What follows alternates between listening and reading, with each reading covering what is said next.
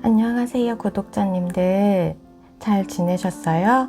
너무너무 늦게 와서 더 면목이 없는 연경이에요. 저는 친구가 일하는 학교에서 직원 한 명이 다리가 부러져서, 사실 그 직원은 저도 아는 동기이고, 그래서 결혼이 생겨서 한 달 반에서 2달 정도 일을 하자고 해서 출근을 하고 있어요. 그리고 사실 실장님이 병가 낼 예정이라서 실장님 없이 2달 정도 근무할 수 있다고 해서 이제 하기로 했는데, 그게 취소가 되고 하면서 정신없이 일하고 집안일도 하고 독서 모임도 하고 카페에 가끔이지만 주문이 들어오면 단체 주문도 받고 하면서 지내고 있습니다. 제가 뭐라고 궁금하실지 모르겠지만 자세한 근황 얘기와 저의 컨디션, 감정 같은 거에 대해서는 다음 영상에서 또 만들어 볼게요. 오늘은 확신의 오차라고 제목을 지어봤고요. 그러면 이거에 대해서 이야기를 나눠 보겠습니다. 내가 어릴 때는 통지표라는 게 있었다. 저학년 때부터 상냥하고 다정한 아이라고 써 있었다. 동네 아기들을 예뻐해서 아기가 있는 집에 자주 놀러 가고 아이를 잘 봐준다고 이모들이 이뻐해 주었다. 실제로도 지금도 귀여운 아가들이 이쁘고 중고등학생들이 지나가면 기특하고 그런다. 하지만 모든 아이들이 예쁜 건 아니다. 20대의 나는 좋은 선생님이 될 수 있을 거라고 생각했다. 국어교육 2급 정교사 자격증이 있는데 국어라는 과목을 좋아하고 아이들도 좋아한다고 생각해 진로를 정했다. 하지만 핑계를 대자면 자가면역 용혈성 빈혈과 우울증으로 어영부영 공부하면서 집중하지 못하고 20대를 보냈다. 그리고 조급하게 공무원 시험을 봐서 교육행정 공무원이 되었다. 직장 생활을 하면서 나이가 먹어가면서 나를 더 잘 알게 되었다. 학교라는 곳은 그렇게 쉬운 곳이 아니었고 내가 교사가 되었으면 1년도 안 되어 면직했겠구나 하는 생각이 들었다.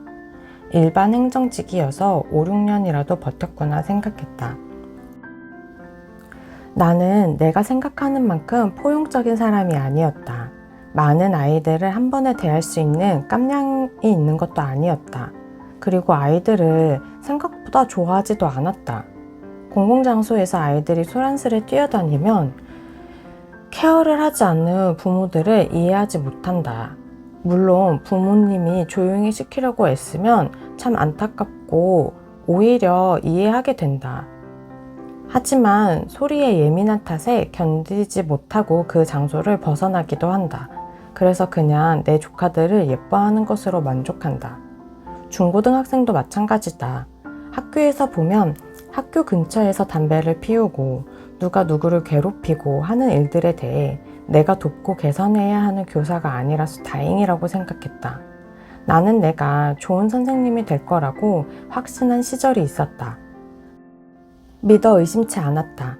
학원 강사 일을 할 때 내가 출근하면 와서 와락 안기는 꼬맹이들이 너무 귀여웠고 마음속 이야기를 터놓는 사춘기 아이들을 돕고 가르치면서 뿌듯했다. 하지만 나이가 먹으면서 나를 더 잘 알게 되고 보니 나는 사랑이 없는 사람은 아니지만 오히려 그 반대지만 교사라는 직업에는 적합하지 않았다. 그리고 무난하게 정년까지 일하게 될 것도 믿어 의심해 본 적이 없던 공무원 신규 시절, 내가 그만둘 거라고 생각도 못했다. 그래서 공무원이 아닌 남편과 결혼할 때 남편이 일찍 회사를 그만두게 되면 어떡하지? 하고 고민하던 나에게 친오빠가 네 직업이 안정적이잖아. 네가 벌면 되지 하는 말에 아 그렇지 맞네 하면서 결혼을 했다. 그런데 정작 못 버티고 그만두고 말았다. 자잘한 행정적 업무를 꼼꼼하게 처리하는 일, 회계 업무를 하는 일, 때로는 비효율적이고 왜 해야 하는지 납득이 되지 않는 일을 하는 게 어려웠다. 게다가 나는 생각보다 싹싹한 사람도 아니었다. 내가 어떤 어른께 다정하고 싹싹하다면 그건 정말 그분이 좋고 존경스럽기 때문에 저절로 그리 되는 것이었다. 얼굴 표정도 잘 가리지 못하고 아무리 울지 않으려고 피가 나도록 허벅지를 꼬집어 보아도 눈물이 또르르 굴러 떨어졌다. 직장 생활하는 내내 혼자 하는 일을 꿈꾸며 노래를 불렀다. 혼자 일하고 싶다. 혼자 일하고 싶다. 혼자 일하고 싶다.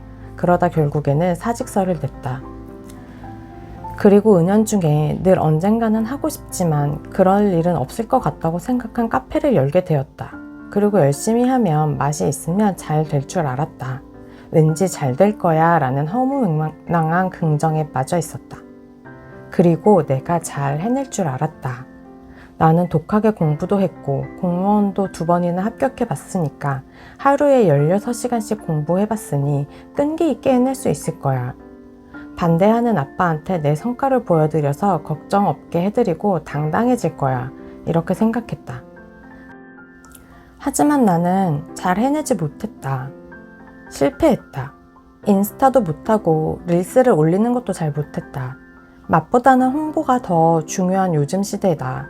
지금도 드셨던 분들이 개인적으로 주문해서 드시고 드셔본 분들이 단체 주문을 주시지만 그 가게 이름으로는 폐업했고 다시 시작한 나의 공간, 6월의 계절. 이곳은 이상한 카페다. 100% 예약제로 받고 있다. 1년 동안 몸을 빡세게 굴렸더니 20대와 비교할 수 없을 정도로 체력이 나빠졌다. 그래서 나의 애정이 담긴 이 공간을 어떻게 해야 하나 고민 중이다. 홍보도 없고 노인들이 많은 외진 곳이어서 예약은 아주 가끔 들어온다. 9월에 가게 계약이 만료인데 이 상태라면 가게를 접는 게 맞다. 이렇게 안 되는데도 나는 내 선에서는 부담이 되는 전문가 과정 파티시에 클래스를 들었다. 언젠가 한 번은 공부해보고 싶었던 분야였기에 내가 이걸 업으로 삼지 않아도 꼭 해보고 싶다고 생각했다.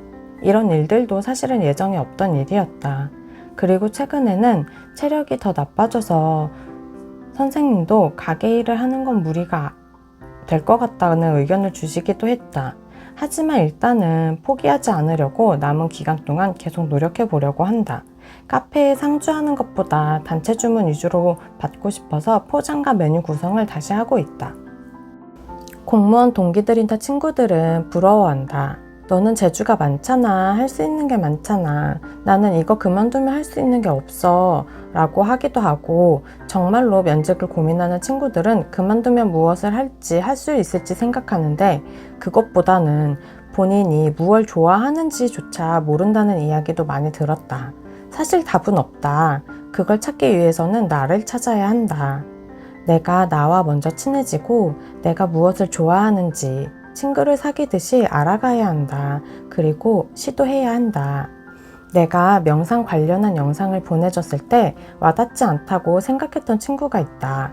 나도 처음 명상을 접했을 때 끌어당김의 법칙 이런 이야기를 들었을 때 거부감이 들었는데 지금은 납득이 되는 것처럼 그런 건 본인의 때가 있다고 믿는다. 그 친구가 지금은 명상을 하고 요가 전문가 과정을 공부하기도 하고 운동은 하지 않았던 친구가 필라테스의 매력에 푹 빠져 깊이 공부하고 싶다고 하기도 한다. 사람마다 성향이 다른 것 같다. 싫어하는 일도 참고 해낼 수 있는 사람이 있고 회사는 월급 받는 곳, 경제적인 부분을 감당하는 곳이라고 받아들이고 취미나 여가 시간을 통해서 행복을 찾는 사람들이 있다. 그리고 싫어하는 일은 못하는 사람이 있다. 그게 나다. 이런 성향부터 파악을 하고 직업을 찾는 게 중요한 것 같다. 지금은 내가 모르는 직업도 전문 분야도 너무나 많다. 그래서 내가 하고 싶은 게 분명 있을 텐데 내가 좋아하고 맞는 게 있을 텐데도 정보가 없기도 하다. 또는 충분히 능력이 되는데 일자리가 있는지도 몰라 취업을 다르게 하는 경우도 있다.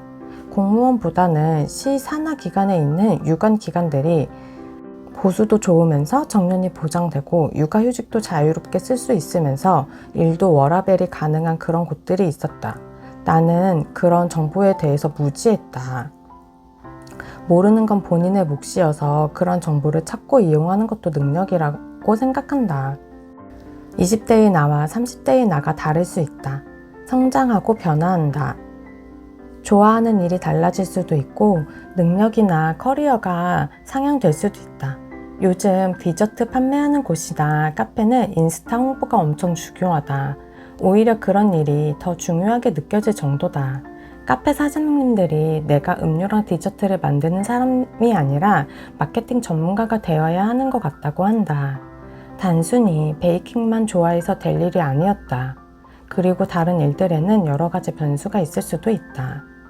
가게에서 독서 모임을 하면서 전공을 살려 독서 코칭도 해보자 하게 되었다. 가게도 하기는 하고 있고 유튜브도 하기는 하고 있다. 체력이 된다면야 더더 열정을 불태우고 싶다. 독서 코칭은 생각하지 못한 일이었다. 전혀. 그런데 가게의 원테이블 공간으로 활용하고 싶어서 소수의 사람들과 모임을 할 수 있고 독서 지도를 시도해 볼 수 있게 되었다. 인생이 참 어디로 흐르는 건지 모르겠다. 내 인생만 그러지는 않겠지만 야무지게 자신의 일을 잘 해내는 분들이 참 대단하게 여겨진다. 독서 모임 회원분 중 10년간 다닌 직장을 그만두고 그 전에 미리 준비해 두었던 것들을 통해서 수익을 안정적으로 창출한다고 했다. 그게 완전히 자리를 잡을 때까지 기다렸다고 했다. 나는 당시 공무원이었기 때문에 공식적으로 겸직이 불가능했다. 하지만 이런 일을 하게 될 줄 알았다면 인스타부터 키우는 노력을 미리 했을 것 같다. 이런 과정을 겪으면서 정말 인생 계획을 그대로 실행할 수 있을까? 플랜 A라는 게 의미가 있을까? 하는 생각이 많이 들었다.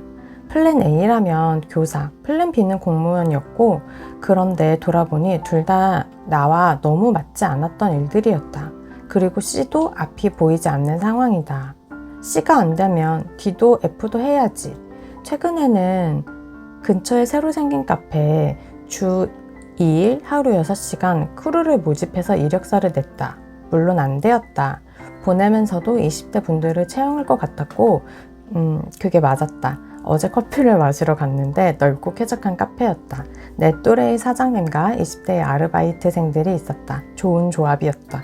그러다 문득 우리 동네 아르바이트 모집하는 걸 찾아봤다. 일자리가 많지 않은 동네라서 기대를 하지 않았지만 역시나 없었다. 진지하게 고민해 보기도 한다. 나는 정리정돈, 청소, 요리도 좋아하고 아이도 잘 케어할 수 있는데 가정관리사나 하원 도우미 같은 일을 할 수 없을까? 당근에 올려야 하나? 이렇게 생각도 해봤다. 오늘도 하루하루가 어찌어찌 간다. 어제는 새벽까지 새로 만들 케이크핏과 명함 문구를 생각했고 독서 코칭과 카페 인스타 계정을 새로 만들었다. 다시 꾸려가 보려고 한다. 요즘 다른 사람들은 주 7일을 살고 있는데 나는 주 2일 정도는 기절하다시피 해서 주 5일을 사는 것 같다. 일주일 중에 이틀 정도는 기절하다시피 기력이 없고 근육통에 통증이 있다. 천근만근이고 너무 뻐근하다. 그런데 자꾸 아픈 것에 집중하면 안 될 것 같다. 너무너무 속상해지고 자괴감이 든다. 그래서 요즘에 아파서 누워있을 때 인정하고 받아들인다. 내 몸이 힘들구나 하고. 그리고 컨디션 좋은 날에 집중하려고 한다. 컨디션이 좋아서 글을 쓰고 무엇을 하고 유튜브 영상도 만들 수 있게 해주셔서 감사합니다 하고 생각한다. 진심으로 평범한 하루하루가 너무 소중하고 감사하다. 더 좋은 곳에 집중하고 좋은 생각을 하고 좋은 일을 해나가야지. 정성껏 해나가고 마음껏 하고 싶다. 이게 제가 거의 한 달 전쯤에 쓴 대본이에요. 그런데 요즘 저에게 변화가 생겼거든요. 제가 먹고 있는 게 생겼는데 절대 홍보도 아니고 내돈내산입니다. 랄라의 살림기록이라는 유튜브 채널을 보면서 랄라님이 저랑 체질이 비슷한데 죽생법이라는 걸 하시고 몸이 엄청 좋아지셨다고 해서 저도 해보고 있어요. 3월 말부터 먹어보기 시작했는데 최근 들어 몸이 확실히 좋아졌다는 거를 느끼고 그래서 학교 일도 엄청 버겁지 않게 하고 있어요. 들어주셔서 감사하고요. 너무 늦게 와서 죄송해요. 그래도 기다려주신 분들께 정말 감사합니다. 요즘 날씨 너무 좋죠. 오히려 낮에는 더울 지경인데 그렇다고 찬 거 너무 많이 드시지 마시고 하루하루 잘 보내시다 우리 또 만나요. 감사합니다.